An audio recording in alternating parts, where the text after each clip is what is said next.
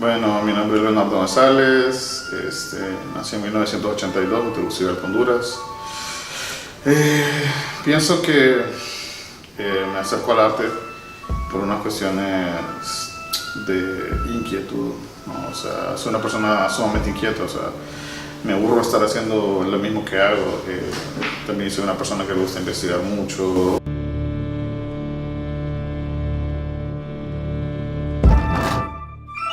No entro a Bellas Artes en 1998 a nivel de colegio. En Honduras existe a nivel de colegio las primeras clases de Bellas Artes te gradúas de bachiller. Y voy a hacer un proceso de examen de admisión y es una escuela súper conservadora, bueno, que ha venido, o sea, para abajo totalmente, ¿no?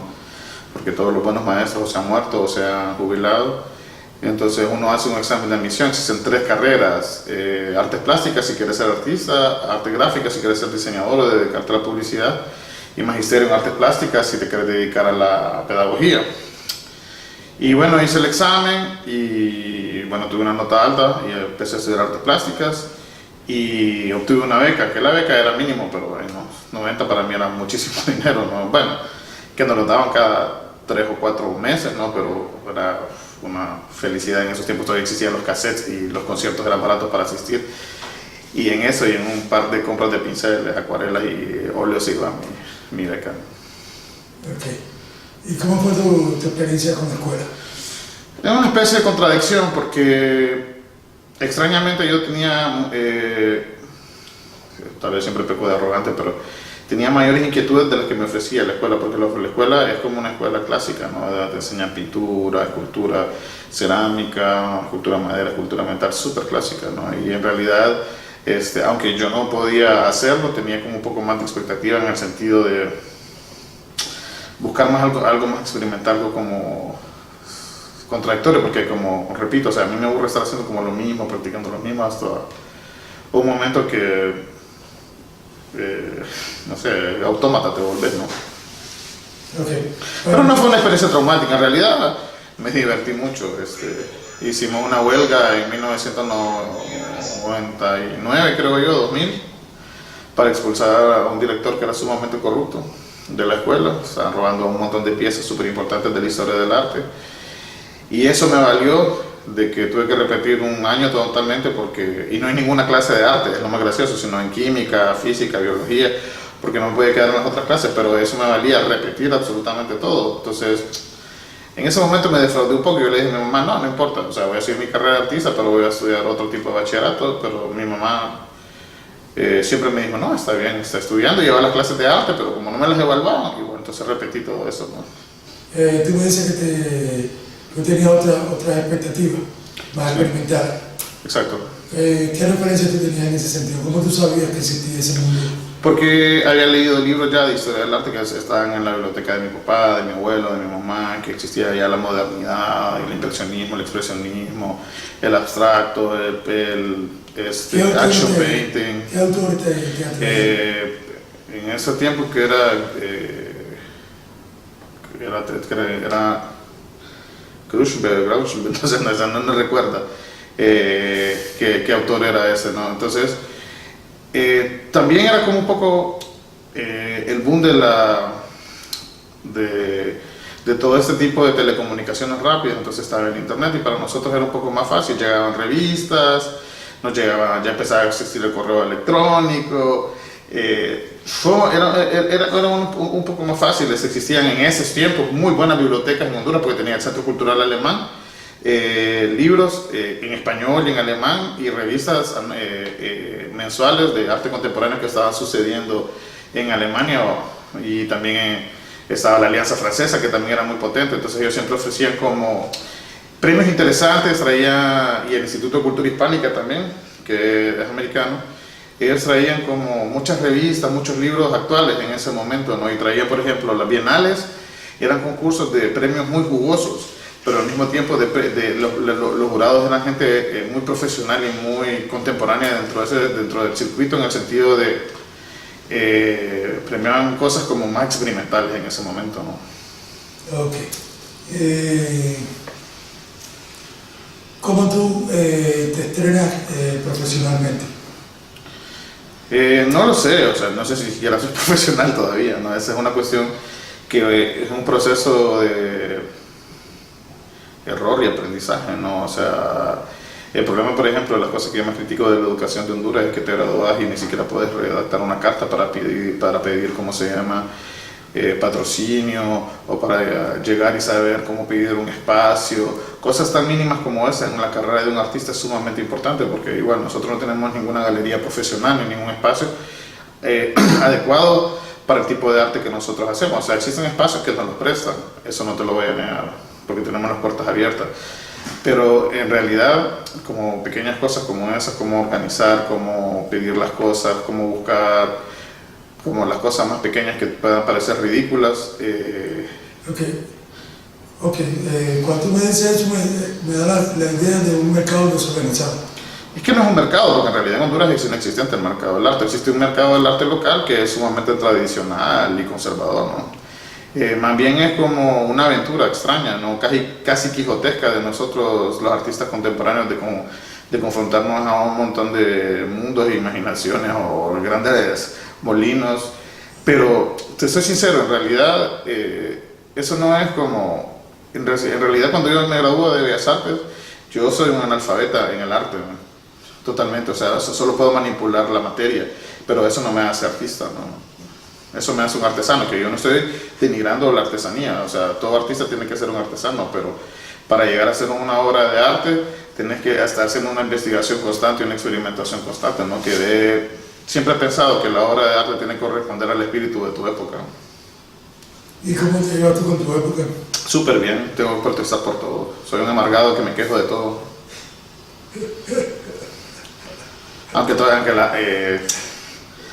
Algo así, uno de mis escritores favoritos, Juan Villoro, que es mexicano, dice: el problema es que yo no critico la época está bastante bien, lo que pasa es que nos hemos dado cuenta que está bastante bien, pero está bastante bien jodida. Entonces, para verla bastante bien jodida, tengo que reírme de mí mismo y reírme de las situaciones de una manera diferente. Déjame hacerte una pregunta. ¿Pudiera ser que la protesta sea una estética? Claro, porque una sensibilidad. Lo que yo hago son cuestiones fenomenológicas, ¿no? O sea, hago pequeños actos que cambian toda una realidad solo para para friccionar en un pequeño momento, sin pretender ser una mega obra de arte, un mega momento, una mega política, porque no soy, o sea, sí, mi obra es política, lógicamente, porque políticos somos todos los seres humanos, ¿no? Pero lo que más me interesa es como interrumpir ese pedazo de historia o ese pedazo de segundo con un pequeño acto, ¿no? Tu obra eso es performático. No necesariamente, también eso, mostré pintura, arte objeto, escultura, video. El arte, no sé si contemporáneo en realidad es una palabra que me molesta un poco, porque contemporáneo es una cuestión temporal, ¿no? Hay un chiste de un amigo curador hondureño que dice, bueno, si contemporáneos son las gallinas de mi abuela porque están aquí conmigo, pero son contemporáneas mías, ¿no? Sí. Entonces yo prefiero decir que lo que yo hago, como dice uno de mis mejores amigos, que es Adán Vallecillo, hago arte experimental, ¿no? Hago arte experimental en un momento que es mi contemporáneo y contemporáneo con lo que está alrededor de mi imaginario, ¿no? Okay. Tú haces experimentos. Experimentos que llegan a hacer formas de arte. El experimento como estética. Exacto. ¿Y qué buscas con eso? Pues como ser humano, como te decía, causar como pequeñas fricciones dentro de un status quo o dentro de un guión que la gente se ha olvidado a través de la historia, porque a mí, o sea, mi trabajo está apoyado seguramente en la historia, en la antropología y la sociología, ¿no?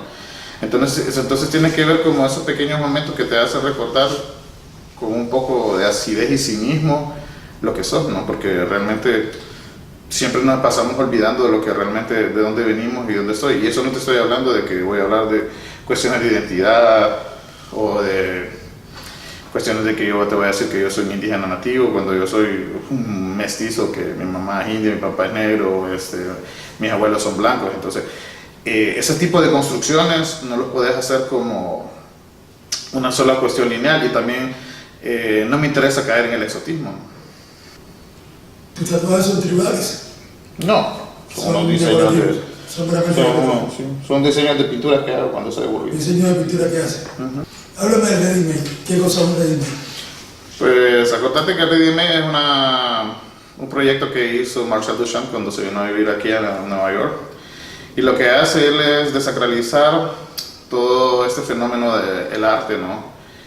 Que estaba como súper sacralizado, y él lo hace de una manera un poco más inteligente, cínica e irónica, de saber, pienso yo, qué tan abierto está el mundo del arte para saber qué es un objeto de arte o no. O sea, pero también hay un proceso también de investigación muy profundo, ¿no? O sea, porque él pone el urinario, y cuando pone el urinario no solo lo pone por un simple capricho, sino sabe que atrás de eso hay un proceso artesanal. Desde la cerámica alguien tuvo que hacer un proceso de elegir el tipo de porcelana que se iba a usar. Después hubo una persona que virtió esa porcelana en un molde, después vino esa persona, sacó el molde y después lo empezó a vertir en otro molde, y exactamente eso se convirtió en un objeto manufacturado.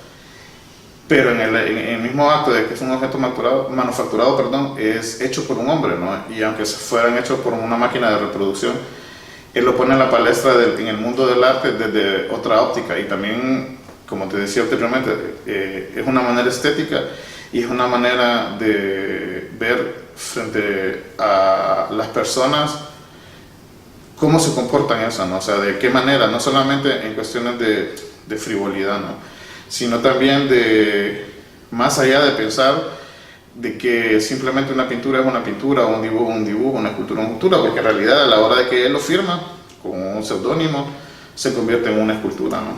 Pero es que de hecho, por ejemplo, el diseño industrial es una carrera profesional. Sí, claro. Muy respetada, es decir, es arte.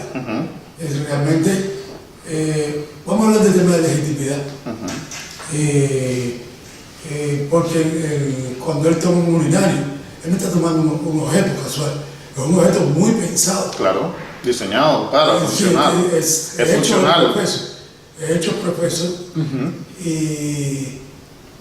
Y entonces, ¿qué sentido tiene? Descontextualizarlo de su uso normal y ponerlo en el mundo del arte. Para provocar. El arte tiene que ser provocativo, lo que sea. El arte existe un filósofo, creo que fue curador como en la Bienal de Venecia en los 70, 80, que dice algo así: ¿cómo se entiende el arte contemporáneo? El arte contemporáneo es como una Biblia que está escrita en ruso o en chino, o un libro que está escrito en ruso y chino. Si vos te acercás al libro de ruso o chino y no entendés el libro, pues te puede parecer lindo, las formas, las letras, los escritos y todo. Pero si no te parece interesante y no tienes la sensibilidad de la estética, te puede parecer estúpido, chistoso, ignorante, porque no tienes los códigos para desenvolver y realmente saber lo que está sucediendo dentro de ese libro. Entonces sucede lo mismo con el arte, ¿no? Pero, por ejemplo, asumir que alguien no entiende cuando tú no quieres decir algo, eso No, pero habría que entender, por ejemplo.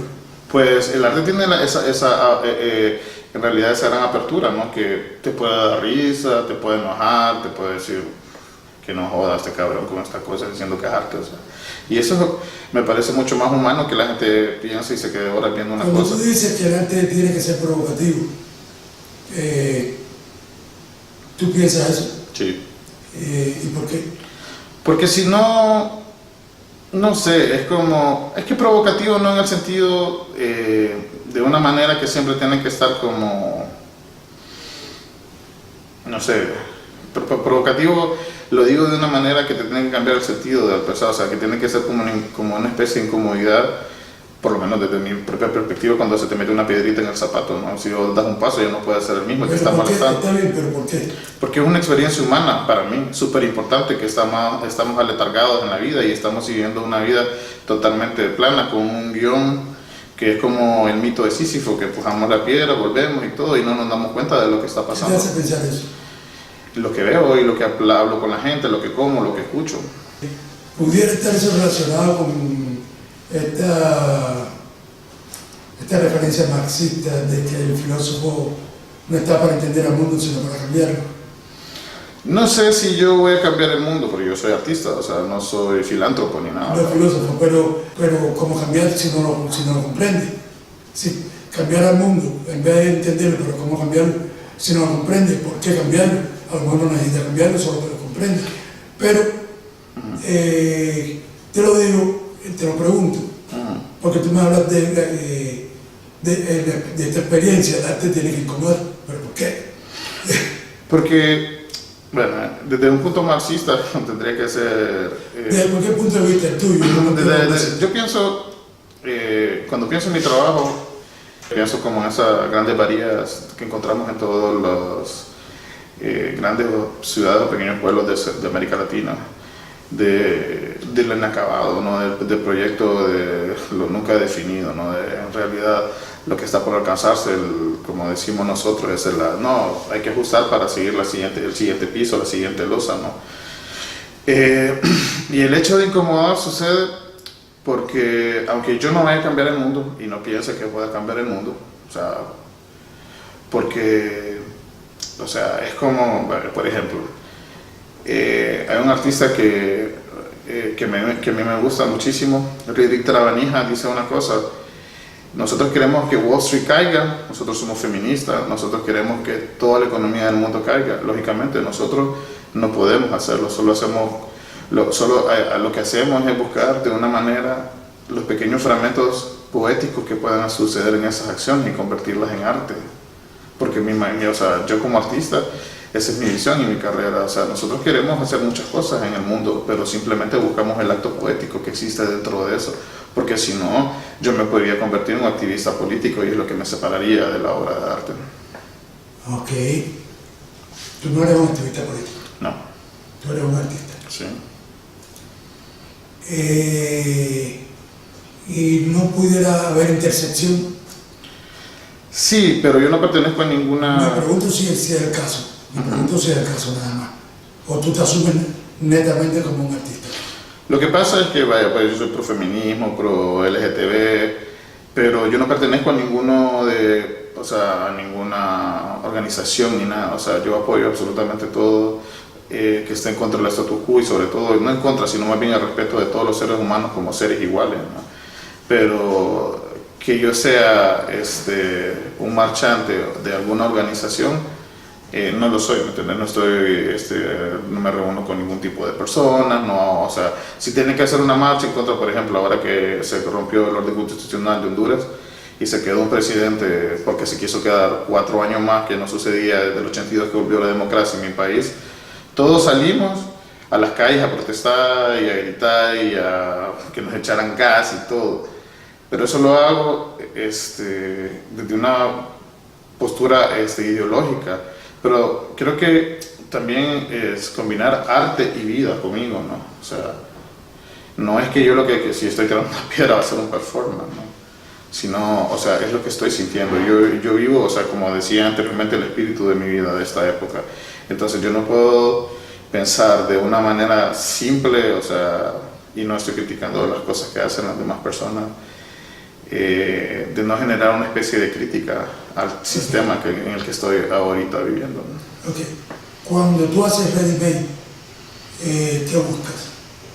En general, cuando tú consigues un Ready Made, por ejemplo, cuando tú compraste la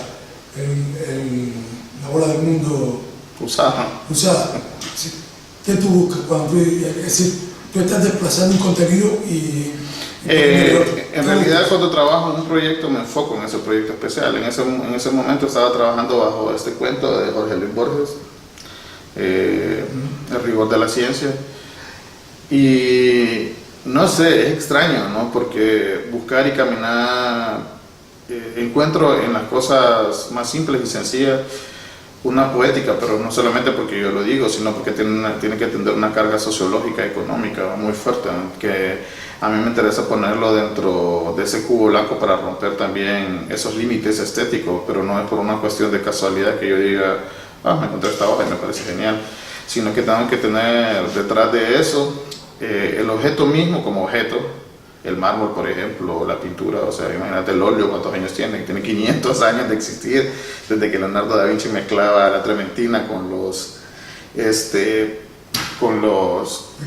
pigmentos, ¿no? Entonces, que alguien que te venga a hablar sobre la materia o sobre el poder de la materia, Sí, está bien, pero esa cosa ha sucedido durante miles de años, ¿no? Más bien lo que me interesa es